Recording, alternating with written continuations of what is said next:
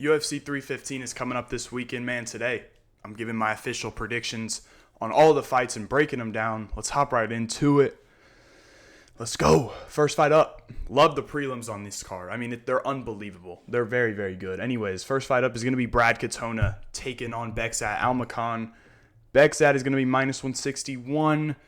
I like that. I think that makes sense. So, I'm going to be picking Bekzat. Now, originally I did, in my early predictions, go with Brad Katona because the guy is just so tough, man. He's very good, and you can never count him out now. Brad Katona, 16-4. He's only losing to relatively pretty good fighters. He's got solid boxing. He's got great fight IQ. He's got pretty good wrestling. He will try to mix that in against anybody he fights, right? He's tough. He's got a ton of heart as well. But Brad Katona, notoriously, in my opinion, from what I've watched of him, has struggled with guys that are able to move in and out well. Now, you've seen him have success against Gene Matsumoto, against Cody Gibson, these guys that are a little bit more stationary, that don't move as much. Bekzat Almakhan is going to be moving a lot. He's got this kickboxing style where he's very much in and out. He throws big combinations. You've seen that right hand. It's powerful, And as far as the wrestling goes for Bekzat, I know it's a concern here. Not that concerned of it. Brad Katona, 34% takedown accuracy, pretty solid. But man, I've seen Bekzat offensively wrestle on the regional scene as well as defensively wrestle, and it looks pretty solid to me. I think that he's just going to give him too much trouble with that in and out kind of style, but you can never count out Brad Katona. So for me, man, this is going to be Bekzat, a big step up. Not a big step. It's a step down in competition. My bad. But it's going to, prove if he's a worthy prospect or not. 27 years old, 11-2 out of Kazakhstan. A lot of hype behind this guy. I tend to believe that he's going to be pretty good, So I think he can get through Brad Katona. If he's able to get through Brad Katona, he's got a very bright future. So I'm going to go with Bekzat Almakhan here. And by a 29-28 decision, I think he wins the first two and drops the third round. But anyways, man, let's move on to the next fight. Oh, man. If you're going to this card, man, get here early. You better be there for this fight, man. This is just an incredible scrap. This fight, we got Jeong Lee taking on, this is Daniel Santos. I don't know why it's messing with my eyes there, but Daniel Santos, he is, the first thing you should know, he's a bantamweight, okay? He's not a featherweight, so this is at featherweight. Might be a little bit of a size advantage. It's going to be a size advantage, not only in the, length of Jeong Lee, but the, strength, right? He's going to be the bigger guy.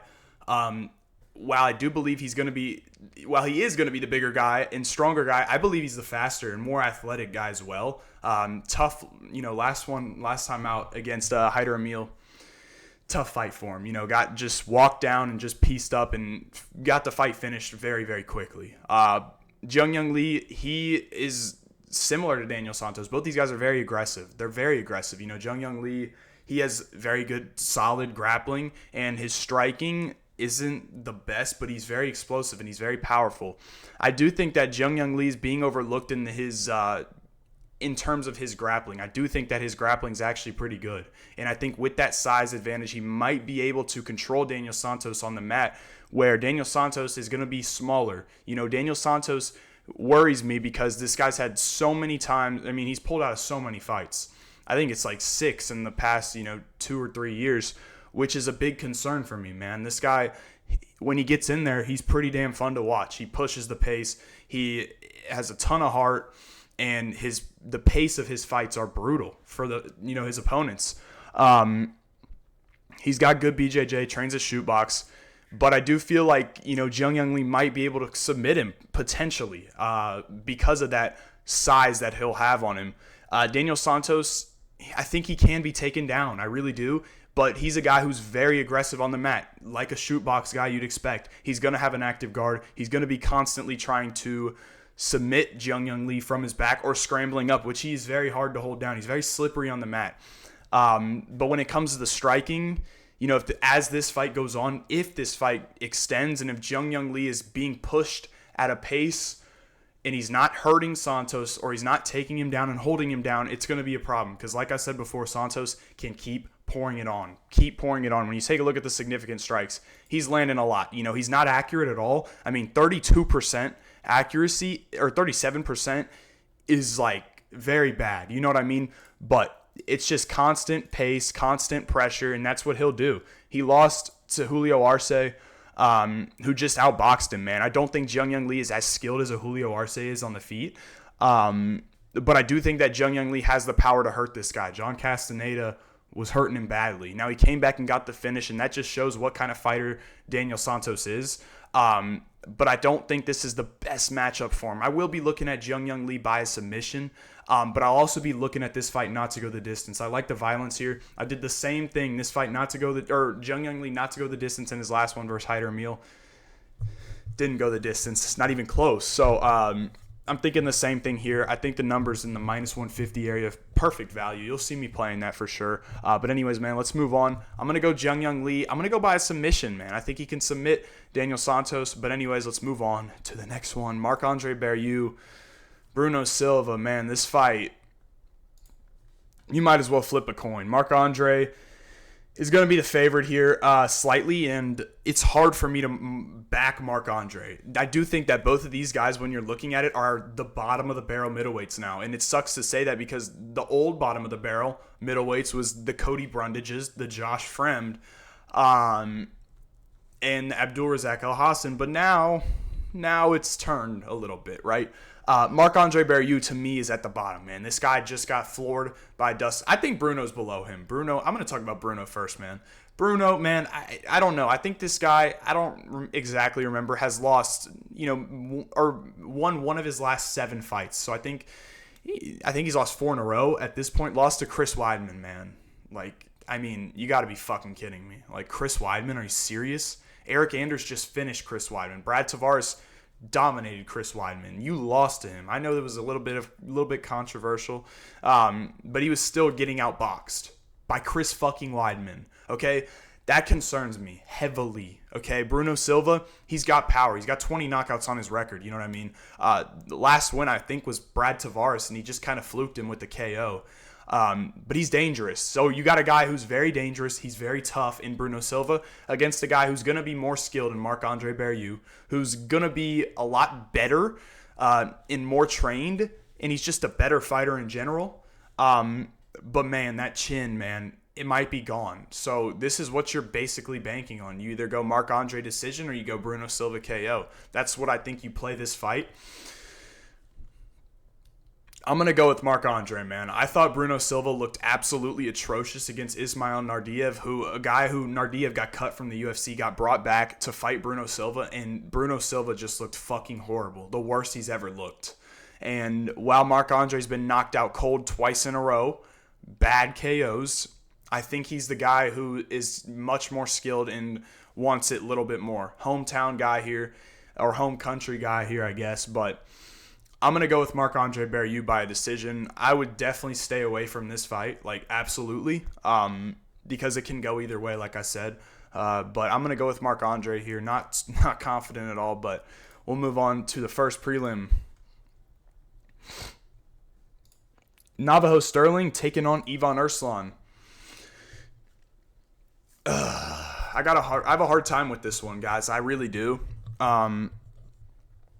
This is let me tell you something. This is a huge step up, okay? Navajo Stirling, you see Ivan Erslan first loss in the UFC. He's not a scrub, right? He's nothing near these guys that Navajo Stirling's been fighting. This is from level, think about this, from this scale of point, right? Navajo Stirling is on level 1, right? He just fought Tuco Tucos, and before that he fought Michael Frunza. Who was it? I don't remember his name. I was thinking of Daniel Frunza. I don't know who he fought before on the Contender Series. Doesn't matter. The guy was fat and overweight and gassed out in 1 round, and he still did okay. Navajo Stirling's been fighting guys on level 1. Think about this. This is level 1 to level 5. This is a massive step up, right? Ivan Erslan is not a walk in the park like these odds make him seem. 305 is disgusting. I mean, it's disgusting, okay? Navajo Stirling, he hasn't proven that much to me, okay? I know he's got a kickboxing background. I don't care, man. Really, trains with City Kickboxing, this is ridiculous, man. This guy should not be minus 305 because he was getting taken down by Tuco Tucos, who's not a wrestler.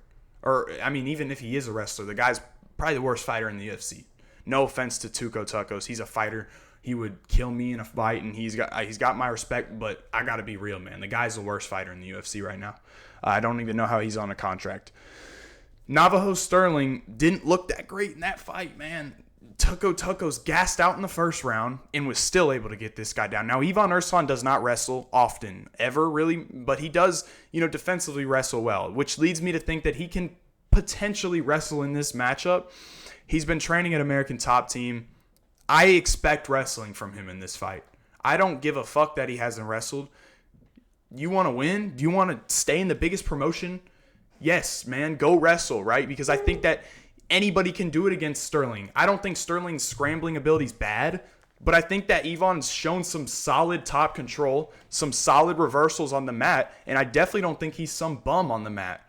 And not to mention, the guy's got wealth of experience over in KSW, fighting for the title over there against a very good fighter, and Ibrahimov, who's very good, a very good striker. A guy he's similar to Mirzakhanov. I talked about in my early predictions. I don't understand the line, man. I'm going with Ivan Erslan. I think this guy, he's got veteran experience, and I didn't even say it before. He's damn powerful. He's damn dangerous. There's a little bit of a knack on his cardio. I'm sorry. Trains with Rakic. I expect this guy to come out here and wrestle. And if he doesn't, shame on him for not trying to win the fight. You know what I mean? And I don't want to say that, but I just don't understand why you wouldn't try it, right? Because I think that he's got the advantage there. And I do think that he can give Navajo Stirling a tough time on the feet. This isn't fucking Alex Pereira, man. This guy, Navajo Stirling, I like him. I think he's a pretty good fighter, but this is a big step up. And the odds to me should be pick 'em, really. I really do think so. Erslan has knocked out some good guys. He's got big power in his hands. He's not some little walk in the park. He checks kicks very well, and I think he gives him some problems. He'll extend combinations, and if Stirling backs up the wrong way, he does kind of back up in a straight line often with his hands kind of like this. Erslan's gonna catch him, man. You'll see me bet on Erslan. I think this line is ridiculous, and I expect it to keep going up in favor of Navajo Stirling because this is the type of shit that happens towards the fight. So I'll be waiting to bet on him, but watch it. I guarantee you that Stirling will go up. Trust me. But anyways, man, Erslan's going to be my pick, and it's going to be by finish or decision, KO or decision. I'll go with Erslan, man. Let's move on to the next one, where you got Erslan's former opponent, Modestas Bukauskas, taking on Yeong Cutelaba. Yeong's been winning a little bit, man. He's on a 2-fight little win streak, as well as Bukauskas is on a 2-fight win streak. Now, the competition of both of these guys, you'd have to give it to Yeong, okay? Erslan, he beat Erslan, and then he finished Ibo Aslan. Both these guys are, close in names. Modestas Bukauskas, on the other hand, beat, who was it? Fucking Prakniel. I mean, my goodness, man. Are we being for real? Prakniel is awful. And then he beat Kirkiero, another guy who's awful. So the competition will go to Yeong. The experience will go to Yeong. The wrestling, the grappling will go to Yeong. I think that Yeong's a more complete fighter here. And I think we've seen a lot of patience from him, and it's making him a better fighter. I don't remember, he won 3 out of his last 4, only lost coming to Felipe Lins. Now, there's some things that Modestas Bukauskas can do to win this fight. Absolutely. Tear the legs of Yeong up, because it's there to be torn up. He doesn't check kicks well. But Yeong's been looking good, man. He's powerful. He's dangerous. I think Bukauskas might be the better striker, but I don't think he's worlds above Yeong. You know what I mean? Bukauskas, I'll give him some credit. He does hit pretty hard. But you'll see this takedown defense sitting at 71%. Not against the greatest fighters. You know what I mean? Oh, my goodness. I'm sorry, guys. 71%, not great. He was taken down by Tyson Pedro twice. He was taken down by Zach Pauga. Zach Pauga, man, are we being serious? So, Yeong, to me, can take this guy down. I think he can take him down. And he's got great ground and pound, does Yeong Cutelaba. And this new version of Yeong's been looking good. I'll give Modestas Bukauskas some credit. He has been looking a little bit better, but I don't think his striking defense is great. And I don't think his takedown defense is as good as advertised. So, for me, I'm going to go with Yeong Cutelaba here. I'm going to go by a knockout. We'll move on to the next one. Going to be Jasmine Jasudavicius taking on Jessica Andrade. I'm taking Jasmine, man. I'm not even going to waste any time on this. Jasmine's going to be bigger. She's going to get this fight to the mat, and her size is going to be a lot too much for Jessica Andrade, who is very little, who should be fighting at straw weight. So let's move on. Not even going to waste any time. We got the featured prelim. I love this fight. Mike Malott taking on Charles Radtke. Some beef going on here. Charles Radtke, you're starting to see this number decline. Charles Radtke was plus 200 for a while. I already bet on Charles Radtke. I apologize. I didn't put it in the Discord. I thought I did. But now you're getting the get back on Radtke at plus 145. And he's taking on Mike Malott. Now, the reason I'm going with Charles Radtke here is Malott, man, I think he's got great skills. He's 33 years old, which is a little older than you would expect, right? And Radtke's a little bit older than that, I think 34. Malott, good kicking game. He is pretty good, powerful as well. He's pretty good in the pocket. I wouldn't give him the advantage of the pocket and power, explosiveness. But he is a solid grappler. He might be a better grappler. But I think that Radtke's very good on the mat. I think he won't get out grappled by Malott. I don't, and when it comes to just the style that I know that Charles Radtke's going to bring into this fight, I think it's a bad one for Mike Malott. Now, Mike Malott, like I said, he's very skilled. But Mike Malott fights guys that want to fight at Mike Malott's pace. You know what I mean? Trevin Giles sitting at range the whole fight. Adam Fuggett sitting at range the whole fight. These guys fight like Mike Malott wants them to, or wants them to, you know what I mean? Sitting at range, letting him kick him, and stuff like that. But when these guys kind of extend their combinations, you see Malott get in some trouble. Charles Radtke's not going to play this game where he's sitting on the outside with Malott, letting him just kick him and do all this. He's going to pressure forward. You just saw it in his 30-second knockout against Semmelsberger. Put him on the fence immediately and knocked him out with the left hook. And let me tell you, that left hook, it's dirty. Radtke's left hook is dirty. You go back and watch any of his knockouts on the regional scene, all by that left hook, and it's nasty. It's hard hitting, and he's an explosive guy. He's got a lot of dog in him, and he's repping America, the stars and the stripes. I'm going with my guy Charles Radtke here by a finish. I'm going to go first round, man. I think Radtke gets him out of there. Give me Charles Radtke here by a finish. And let's move on. Oh, man. You got Benoit St. Denis taking on my janitor, Kyle. I mean, this Kyle dude, he should be on a one-and-done contract here, man. You know what pisses me off? I'm not even going to do this. You know what pisses me off? We have so many lightweight contenders that want to get into the UFC, that want to get into the rankings, that want to, continue to build their career. And we pull this fucking idiot out of nowhere. Sorry, I know he's Canadian, but come on, man. Are we being serious? I know Benoit St. Denis could have declined the fights versus other guys. I don't care. He shouldn't decline. You shouldn't be able to do that. Okay? This is ridiculous, man. We got Kyle Prepolec, who a former guy in the UFC who got cut and beaten nobodies on the regional scene. We got fighters that have been calling want a ranking, that deserve opportunities to get ranked. And we got this bullshit happening. Mauricio Ruffy asked for it. Mateusz Rebecki asked for it. Give it to one of those guys. Nobody wants to see this dude fight. Are we serious, man? Like, this is the type of shit that pisses me off, man, because there's so many fighters that are outside of the rankings that deserve, rankings. And this is what we have to deal with. Ridiculous. I don't care. If he declined the fight, Benoit St. Denis, then kick him off the fucking card. You know what I mean? That's ridiculous, man. We don't want to see this shit. And that's something that makes me mad because I know there's so many great fighters outside of the rankings that want to get in. And we have to give a spot to a guy who's ranked number 13, who is on the bottom of the rankings. And we have to give him a random dude that's not even in the UFC. This is the type of shit that pisses me off, man. Seriously, this is a perfect spot for someone to get inserted right here to get their opportunity to get ranked. And you put this guy in here. What happens if Kyle wins? Were you going to put him in the rankings? Like, are you serious? You know what I mean? This is bullshit. I can't stand when I see stuff like this. I'm going with Benoit St. Denis, and if he's declined to fight any of those guys, shame on him. You know what I mean? Shame on him, because that's ridiculous, man. Let's move on.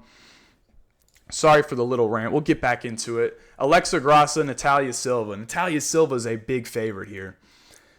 I tend to agree, man. I like her game quite a bit. She's soft on the feet, very fast, got that taekwondo kind of style. The only knack I have on Natalia Silva, I want to say, is her striking defense. I don't think it's the best. Sometimes she's swinging here, hands are low, chin's a little bit in the air. Alexa Grasso doesn't have any power, though. You know what I mean? She's knocked down, whatever. She knocked down Valentina.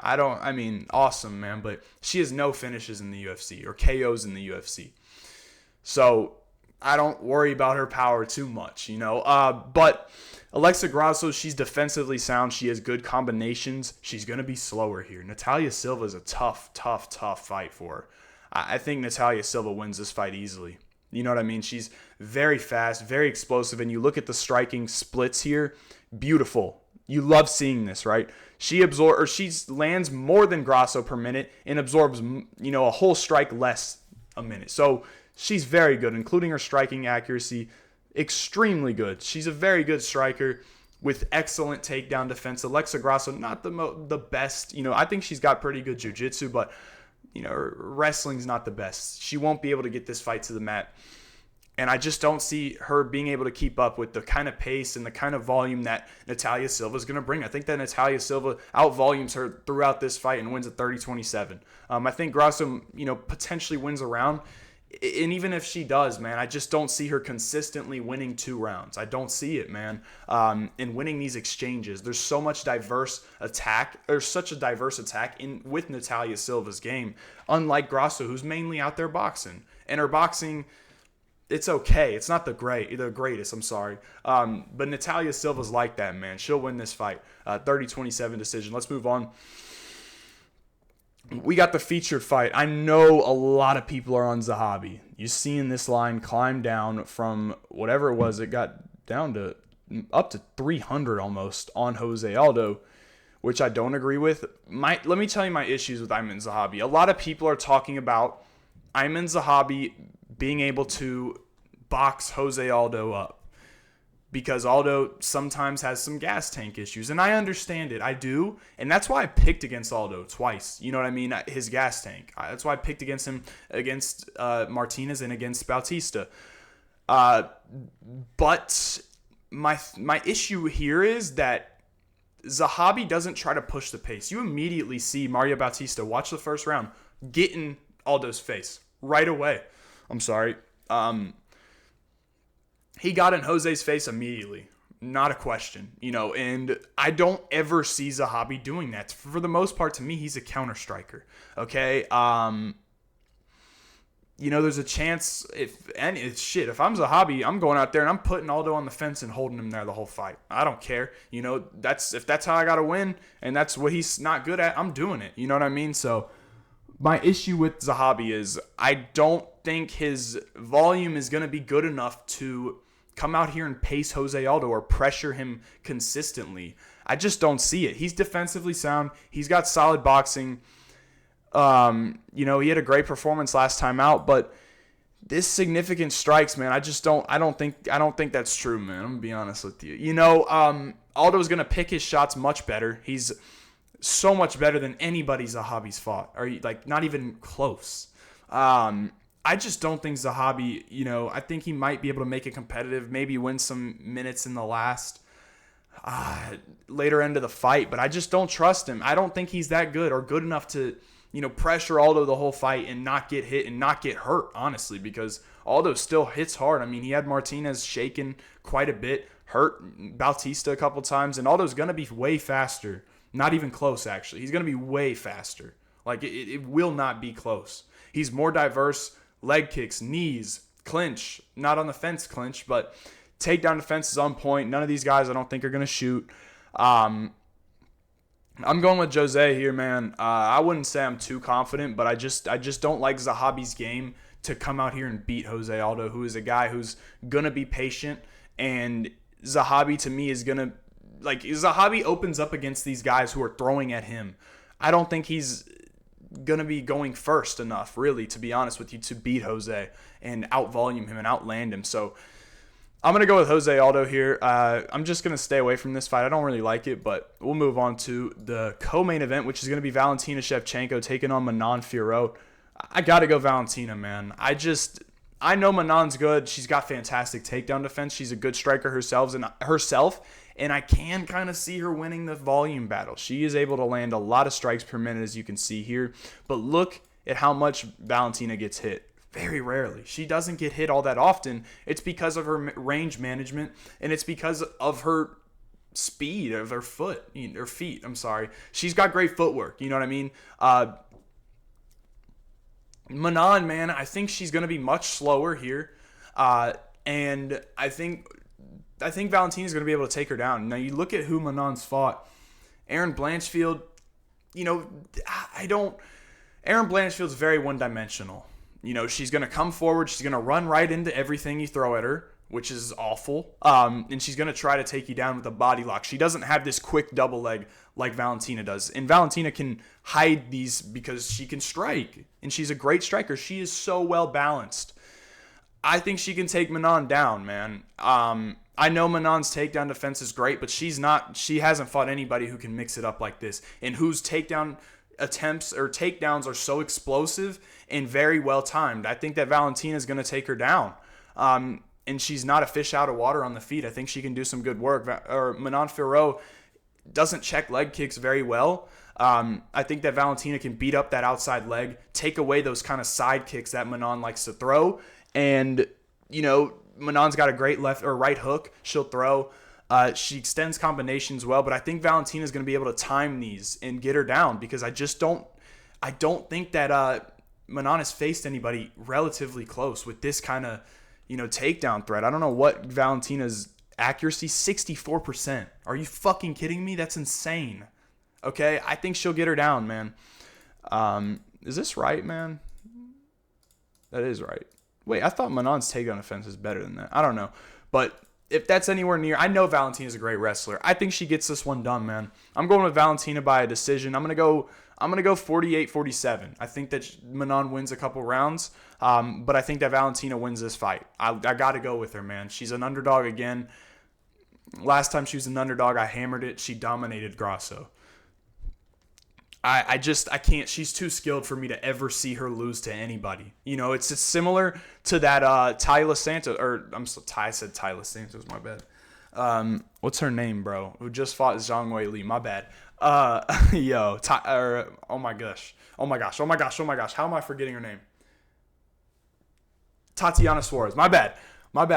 Similar to that, right? Zhang Li at plus money is just so skilled. And I know this is a completely different matchup for sure, but Val is just so good, man. I got to go with Valentina, one of the best WMA fighters of all time. I think she could be in front of Nunez. If I'm being honest, don't attack me there. I think she could be, potentially. But anyways, let's move on. Valentina Shevchenko, 48-47 decision is going to be my pick. Let's go to the main event. Belal Muhammad taking on Jack Della Maddalena.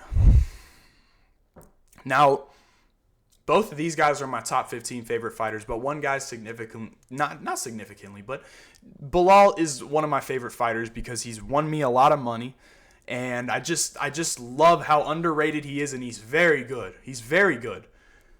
You're seeing this line come down a little bit. I think that this is what it should look like. I do think that when Belal was around the minus 250 area, I think it was too much.